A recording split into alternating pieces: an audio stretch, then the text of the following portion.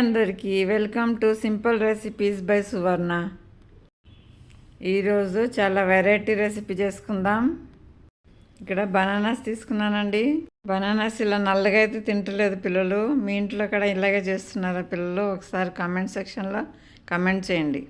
ఇప్పుడు ఈ బనానాస్ని కట్ చేసుకోవాలి. ఇలా నేను 4 బనానాస్ తీసుకున్నానండి. ఇలా కట్ చేసుకుంటున్నాను. కొత్తగా నా ఛానల్ చూస్తున్నట్లయితే సబ్స్క్రైబ్ చేసుకోండి. ఆల్రెడీ సబ్స్క్రైబ్ చేసుకున్న వాళ్ళు లైక్ చేయండి, షేర్ చేయండి, ఇంకా కామెంట్ చేయండి. ఇదిగోండి కట్ చేసుకున్నానండి అన్ని బనానాస్. ఇలా మిగిలిపోయిన బనానాస్ పడేయొద్దు. నేను చూపించే విధంగా ఒక స్వీట్ ఐటెం ప్రిపేర్ చేసుకోండి. ఇది చాలా టేస్టీగా ఉంటుందండి, చాలా వెరైటీగా కూడా ఉంటుంది. ఇదిగోండి ఇక్కడ ఒక ప్యాన్ తీసుకున్నాను. ప్యాన్లో 1 కప్పు బెల్లం వేస్తున్నాను. బెల్లం కొంచెం కరిగించుకుంటానికి కొంచెం వాటర్ వేసుకోవాలి. వాటర్ మరి కొంచెం వేసుకోవాలి. మనకు పాకం ఏం అక్కర్లేదండి బెల్లంకి. బెల్లం కరిగితే చాలు. స్వీట్స్ నచ్చే వాళ్ళకి ఈ రెసిపీ చాలా బాగుంటుందండి, చాలా ఇష్టంగా తింటారు. ఇలా సింపుల్గా చేసుకోండి నేను చూపించే విధంగా. ఇక్కడ బెల్లం కరిగిపోయిందండి. ఇప్పుడు మనం పక్కన పెట్టుకుందాం. ఇక్కడ ఒక కడాయి తీసుకున్నాను. కడాయిలో కొంచెం గీ వేసుకోవాలి. ఇప్పుడు ఈ గీ కడిగినాక మనకి ఏ డ్రై ఫ్రూట్స్ కావాలో ఆ డ్రై ఫ్రూట్స్ వేసుకోవచ్చండి. నేను ఇక్కడ బాదాం ఇంకా కాజు తీసుకున్నాను. అలాగే మెలన్ సీడ్స్ కూడా తీసుకున్నాను. ఇవి కొంచెం హెల్దీ కదండి, ఇవి కూడా వేస్తే బాగుంటాయి. మనం చేసుకునే రెసిపీకి మధ్య మధ్యలో నట్స్ తగిలితే చాలా టేస్టీగా ఉంటుంది. లైట్గా ఫ్రై చేసుకోవాలండి, లో ఫ్లేమ్లోనే ఫ్రై చేసుకోవాలి. అలాగే మెలన్ సీడ్స్ కూడా వేసాను. మెలన్ సీడ్స్ లాస్ట్లోనే వేసుకోవాలండి. ఇవి టప్ టప్ మంటాయి. ఎందుకంటే చూడండి టప్ టప్ మంటని కదా, అందుకని లాస్ట్లో వేసుకోవాలి ఇవి. ఇప్పుడు మనం కట్ చేసుకున్న బనానాస్ దీంట్లో వేసుకుందాం. ఇప్పుడు ఈ బనానాస్ యాడ్ చేసుకున్నాక బనానాస్ కూడా గీలో మంచిగా ఫ్రై అవ్వాలండి. ఇది కూడా లో ఫ్లేమ్లోనే పెట్టుకుని ఫ్రై చేసుకోవాలి. మధ్య మధ్యలో మ్యాష్ చేసుకుంటూ ఉండాలండి. ఎందుకంటే ఇలా మధ్య మధ్యలో మ్యాష్ చేసుకోవాలి.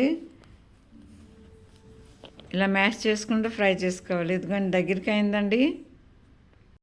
ఇలా మొత్తం మ్యాష్ అయిపోవాలి. మీ దగ్గర మ్యాషర్ ఉంటే మ్యాషర్తో కూడా మ్యాష్ చేసుకోవచ్చు. ఇప్పుడు దీంట్లో మనం కరిగించుకున్న బెల్లం వేసుకుంటున్నాం. ఈ బెల్లంలో ఏమన్నా డస్ట్ ఉంటే స్ట్రెయిన్ చేసుకోండి. నేను తీసుకున్న బెల్లం బాగుందండి. ఇందులోనే 1 కప్ రవ వేస్తున్నా, సూజీ రవ. ఇప్పుడు రవ్వను కూడా మనం ఫ్రై చేసుకోవాలి. నెయ్యితో కొంచెం దగ్గరికి అయ్యే వరకు ఫ్రై చేసుకోవాలి. సూజీ రవ్వ కదండి, తొందరగా దగ్గర పడిపోతుంది.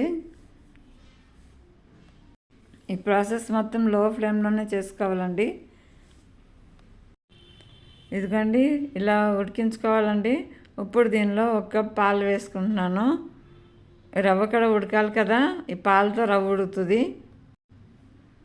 1 కప్ సూజీకి 1 కప్ పాలు సరిపోతుందండి.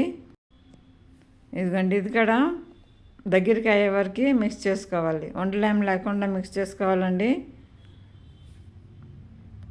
ఇదిగోండి ఇలా మిక్స్ అవ్వాలి, దగ్గరికి అయిపోవాలి మొత్తం. ఇప్పుడు దీనిలో 3 ఇలాచీ పౌడర్ చేసి వేసుకుంటున్నాను. ఫ్రెష్ ఇలాచీ వేసుకున్నానండి నేను. ఇప్పుడు ఇది కలుపుతూనే ఉండాలి, మొత్తం లో ఫ్లేమ్లోనే కలుపుకోవాలండి.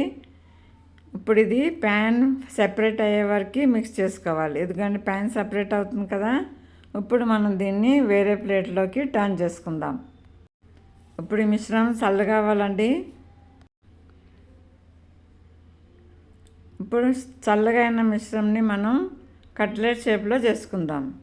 ఎందుకంటే కొంచెం వేడిగా ఉన్నప్పుడే చేసుకోవాలండి కట్లెట్ షేపు. మరి చల్లగా అయిపోతే క్రాక్స్ వచ్చేస్తున్నాయి. ఎందుకంటే ఇలా చేసుకున్న కట్లెట్స్ని మనం గీలో ఫ్రై చేసుకోవాలి. ఎందుకంటే ఇక్కడ కడాయి తీసుకున్నాను. కడాయిలో కొంచెం గీ వేసాను, ఎక్కువ గీ కూడా అవసరం లేదండి. ఇప్పుడు ఇది 2 వైపులా ఫ్రై అయ్యే వరకు ఫ్రై చేసుకోవాలి. చాలా సింపుల్గా ఫ్రై అయిపోతాయండి, ఎక్కువ గీ కూడా పట్టదు. ఆల్రెడీ మనం రవ్వ కూడా ఉడికించుకున్నాం కదా, దీనిలో పచ్చిగా ఏమి లేవండి, అన్నీ ఉడికిన పదార్థాలే. ఇది కొంచెం క్రిస్పీ అయ్యే వరకు అటు ఇటు ఫ్రై చేసుకోవాలి. ఎందుకంటే చాలా సింపుల్గా రెడీ అయిపోయిందండి మన బనానా స్వీట్ కట్లెట్. ఎందుకంటే చాలా సింపుల్గా రెడీ అయిపోయినాయండి మన బనానా స్వీట్ కట్లెట్. మీ దగ్గర ఎప్పుడు బనానాస్ మిగిలిపోయినా సరే ఇలాగే చేసుకుంటారు మీరు, ఇంత టేస్టీగా ఉంటాయి. నచ్చిందా మరి? నచ్చితే లైక్ చేయండి, షేర్ చేయండి, ఇంకా కమెంట్ చేయండి. Please subscribe. Thank you for watching. Please like, share and subscribe.